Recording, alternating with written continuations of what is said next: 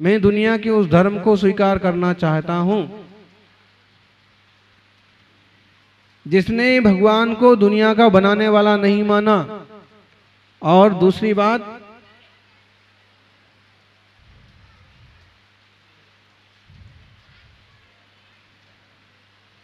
जो चेतना पर विश्वास करता है,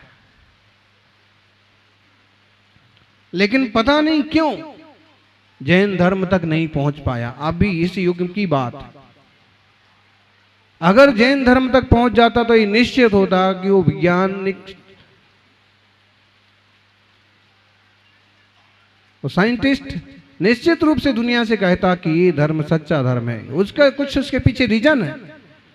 दुनिया को किसी ने नहीं बनाया है, मैटर से पुद्गल से बना है। जीव अजीव, जीव पुद्गल, धर्म अधर्म, आकाश काल, ये द्रव्य इस लोक में हैं, ऑलरेडी हैं, और इनसे ही लोक चलता है, इनसे ही सब कुछ बनता बिगड़ता है। कोई इसको बनाने वाला नहीं। अक्सर कर लोग क्या कहते हैं, आपको क्या तर्क देंगे?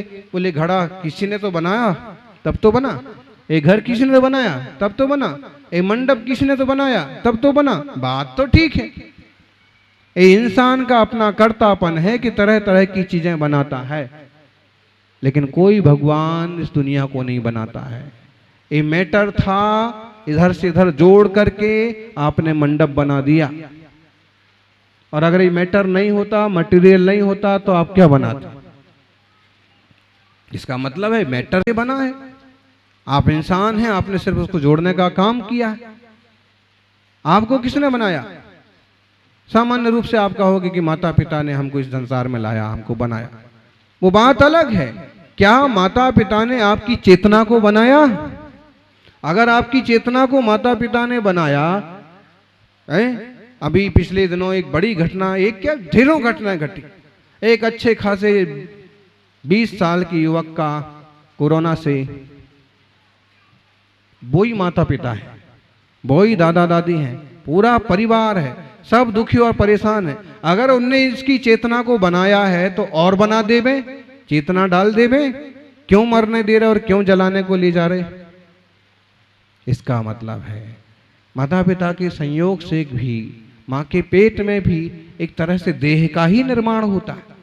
और कोई जीव जो इस संसार में किसी और पर्याय को छोड़ के आया है, जिसके संस्कार उनसे जुड़ते हैं, जिनने उनकी कभी कोई कल्पना और भावना की है, या उन लोगों ने आपस के, वो वहां आकर के जन्म लेता है। उनके कर्मों के पिछले कोई लेन देन है, आकर के बेटा बनता है, पोता बनता है, परिवार बनता है। वो जीव अलग से आया है, बॉडी की रचना अमुक संयोग से हुई है, माता पिता के संयोग से हुए हैं, और वह चेतना अलग वस्तु। फिर वह शरीर विकसित होता जाता है, और खाने पीने की वस्तुओं से, माँ की लार से, माँ के भोजन से, माँ के, और जब जन्म होता है तो एक अच्छा खासा स्वस्थ बच्चा होता है। लेकिन वास्तव में मान्यता तो यही पड़ जाती है, एक है, देह और आत्मा एक है। एक है क्या? नहीं है। देह देह है, आत्मा आत्मा है। एक वो समय था कि जब माँ पिता के संयोग से यह जीव यह देह धारण करके यहाँ आया। एक वो समय आ सकता है, आज नहीं तो 80 साल बाद, कि कोई कारण बनेगा और देह छोड़ करके आत्मा अलग चला जाएगा। फिर वही कुटुंबी, वही बेटे पोते उस बॉडी का अंतिम संस्कार कर देते।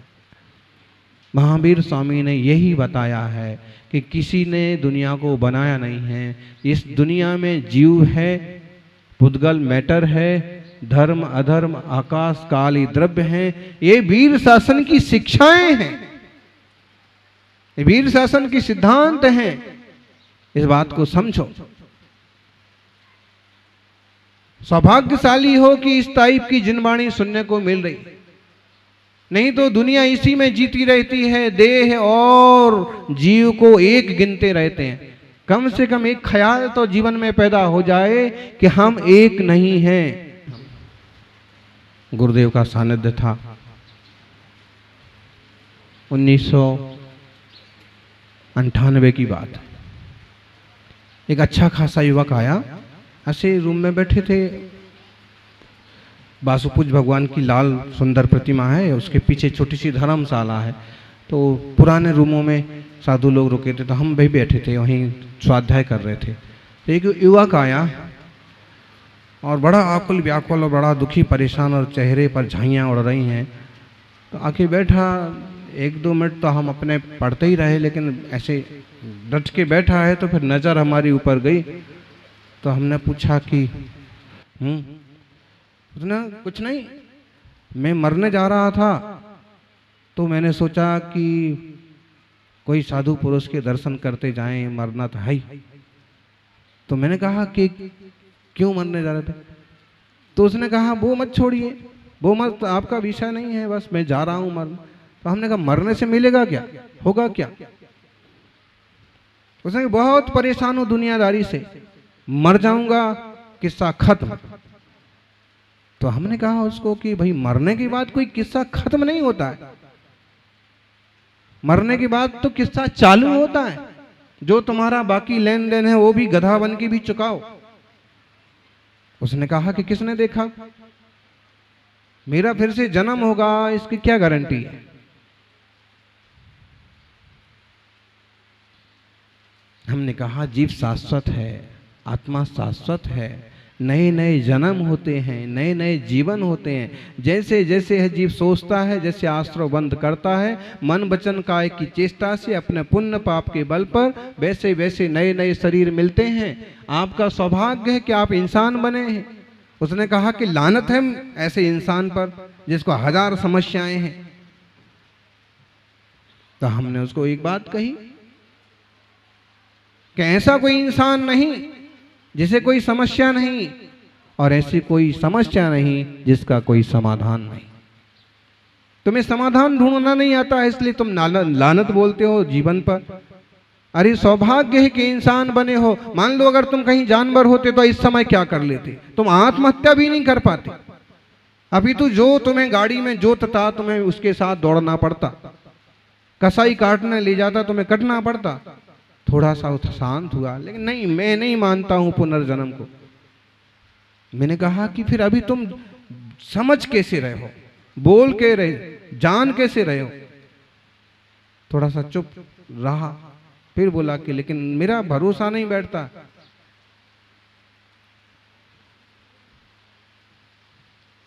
इतने में लाइट चालू हो गई,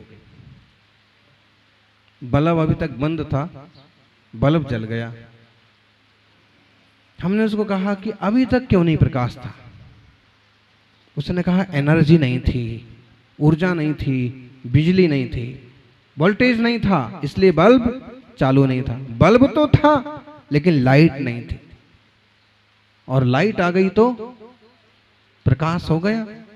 बल्ब ऊर्जा आ गई तो लाइट आ गई, प्रकाश जल हो गया।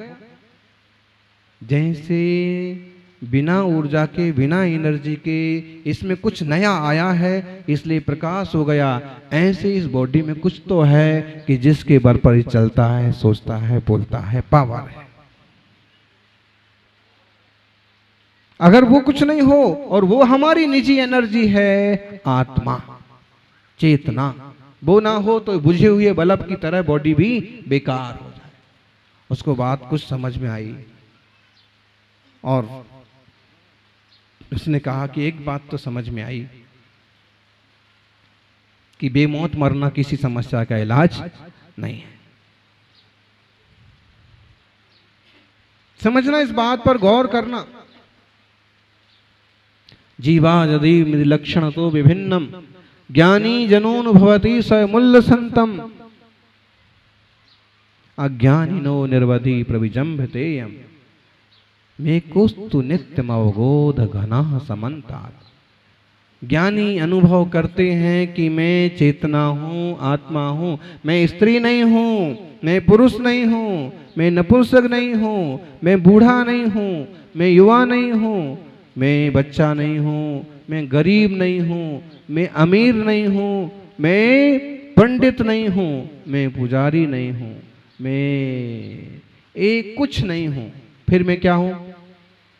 बोलो। अरे चेतना है, आत्मा है, तो ये सब कुछ है। ये सब तो पर्याय हैं, ये सब तो ऊपर का आवरण है। मूलतः तो मैं चेतना हूँ, आत्मा हूँ। और उस आत्मा ने जैसे संस्कार डाल लिए तो स्त्री बन गया, पुरुष बन गया, नपुंसक बन गया। और आजकल तो आप देख लो, ऑपरेशन करके कितने छोकरे छोकरियां बन गए और छोकरियां छोकरे बन गए। बेवकूफी देखिए। बॉडी शरीर जैसी मिली है, इसका सदुपयोग करो, धर्म को समझो, तत्व को समझो, तो भला होगा।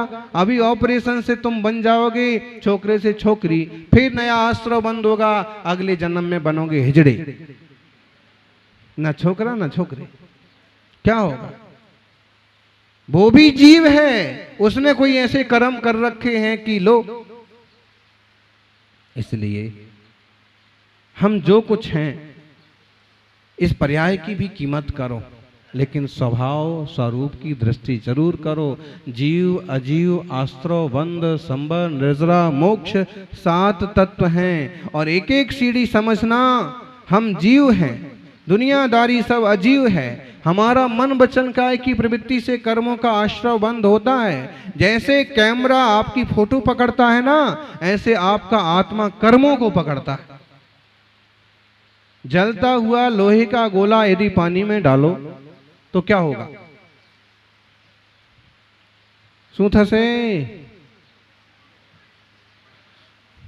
जलता हुआ लोहे का गोला, जलती हुई चम्मच भी पानी में डालोगे तो क्या होगा? वो जल्दी से पानी को अपनी तरफ खींचती है, वो पानी फक फक करके उड़ता है।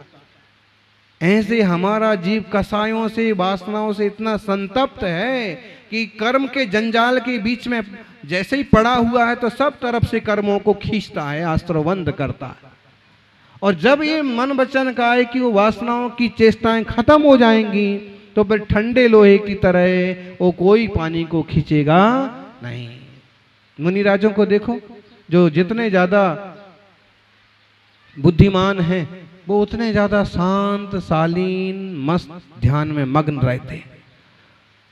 और आप देखना, कोई कोई चालाक गृहस्थ, कोई चालाक छोकरा कितनी तरफ नजर दौड़ाएगा, कितनी तरफ मुंह चलाएगा, कितनी तरफ फोन लगाएगा, इधर से उधर, उधर से उधर, और किसको चैन ही नहीं है।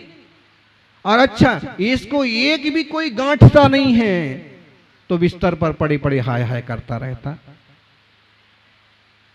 चौराहे पर खड़ा खड़ा हाय हाय करता रहता। इसकी बेवकूफी देखो। इस जीव को भी ये समझ लेना चाहिए कि ये तेरी तृष्णा है। ये तृष्णा तुझे आश्रव बंध तो कराएगी, लेकिन कुछ लाभ होने वाला नहीं है। अगर गृहस्थी के भी सुख चाहता है, उसका भी रास्ता यही है, शांति से धर्म ध्यान का रास्ता अपनाओ, कोई ना कोई रास्ता निकल आएगा। सत्ता में पुण्य होगा तो वैभव मिल जाएगा। बोलो, जेब में रुपए होंगे तो आप 4G का मोबाइल खरीद लो, स्पेशल गाड़ी खरीद लो, सब कुछ कर लो। और रुपए ना होंगे तो हैं, 5 रुपए लेकर के आप ज्वेलर्स के पास चले जाओ और कहो सोने का हार दे दो, मिल जाएगा? बोलो जी हसमुख जी, नहीं मिलेगा। 5 रुपए में बोली सीढ़ी पर भी कैसे चढ़ाया। मतलब समझना, पुण्य है सत्ता में तो संसार के सुख यूं चले आते हैं। रुपया है जेब में तो दुनिया की चीजें चली आती हैं, और सत्ता में पुण्य है तो भूख चले आते हैं। और ये मुनि क्या करते हैं? मुनि के पुण्य का इतना इतना इतना प्रभाव है कि जंगल में भी चले जाएं तो भी श्रावक सेवा में आ जाते हैं। लेकिन इसके बाद भी उनकी विशेषता है कि उस पुण्य को भोगने से बचते हैं। यहां कम से कम 100 गाड़ियां खड़ी होंगी। कितनी? 100 गाड़ियां। अभी जाके गिन लो। कल तो बोल रहे थे कि गाड़ी खड़ी करने के लिए जगह नहीं थी। 500-700 गाड़ियां। बताइए, अब इसका ये भी तो मीनिंग हो सकता है कि इतने सारे लोग, अगर कोई साधु तैयार हो जाए कि भाई हाँ गाड़ी में बैठ सकता हूं, तो इतने सारे लोग गाड़ी में बैठाने को तैयार हो सकता है कि हाँ हाँ अब पहले हमारी गाड़ी में पांव रख दो, हैं, हो सकता है।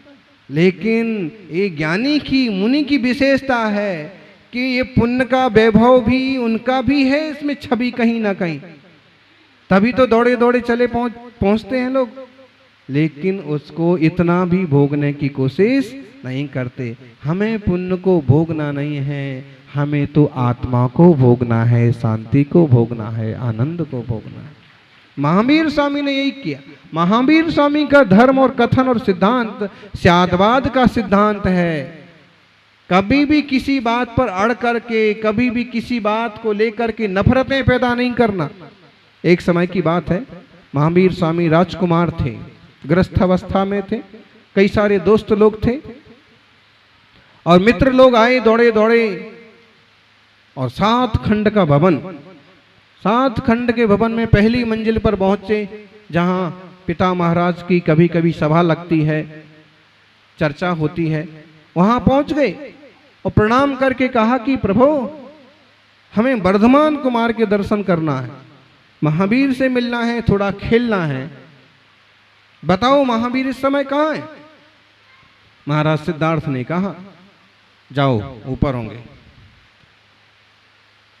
बच्चे तो बच्चे होते हैं, फटाफट दौड़ते दौड़ते सीधे 7वें तल तक पहुंच गए। वहां देखा तो माता त्रिशला कुछ धर्म चिंतन में, कुछ स्वाध्याय में तल्लीन है। प्रणाम करके कहा कि माते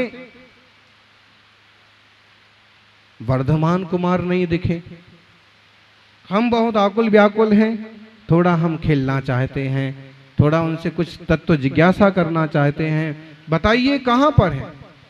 माँ ने नजर नीचे किए किए कह दिया जाओ नीचे हैं, नीचे होंगे। एक दूसरे का मुंह देखने लगे, पिता कहते हैं ऊपर होंगे, माँ कहती है नीचे होंगे। उसमें से 1-2 समझदार, ज्यादा समझदार थे, उनने कहा ऐसा करते हैं अपन एक एक तल, एक एक मंजिल देखते हुए जाते हैं, कहीं ना कहीं तो मिल ही जाएंगे। और ऊपर से एक एक मंजिल देखना चालू किया और बीच की मंजिल पर महावीर वर्धमान राजकुमार ध्यान में बैठे। ध्यान में विराजित वो युवक किशोर वर्धमान को प्रणाम करके कहा प्रभु ये कैसी बात है, पिताजी कहते हैं कि ऊपर हैं, माताजी कहते हैं कि नीचे हैं और आप यहाँ तो बीच में बैठे हैं, तो या तो पिताजी गलत बोलते हैं या माताजी गलत बोलते हैं। वर्धमान ने कहा ना, गलत कोई नहीं बोलता है, तुम समझने की कोशिश करो। पिताजी ने कहा ऊपर हैं, जहां पिताजी हैं वहां से मैं ऊपर हूं ना। माताजी ने कहा नीचे हैं, जहां माताजी हैं वहां से नीचे हूं ना। इसलिए पिताजी भी सही और माताजी भी सही।